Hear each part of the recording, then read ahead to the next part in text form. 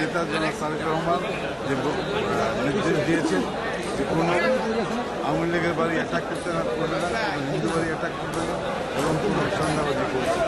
এইটা মেইন কথাটাই আমি জনগণকে।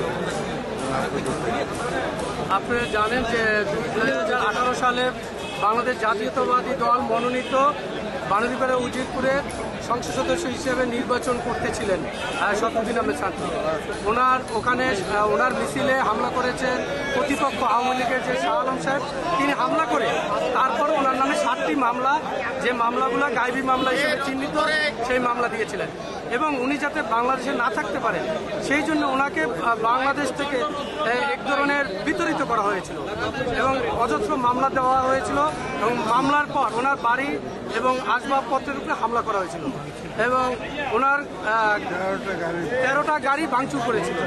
হ্যাঁ, এগুলোর পর আপনারা জানেন যে এখন এই 5ই আগস্টের পর যে সরকার এসেছে, সরকার বলেছেন যত গায়েবী মামলা আছে সেই মামলাগুলো প্রত্যাহার করতে হবে।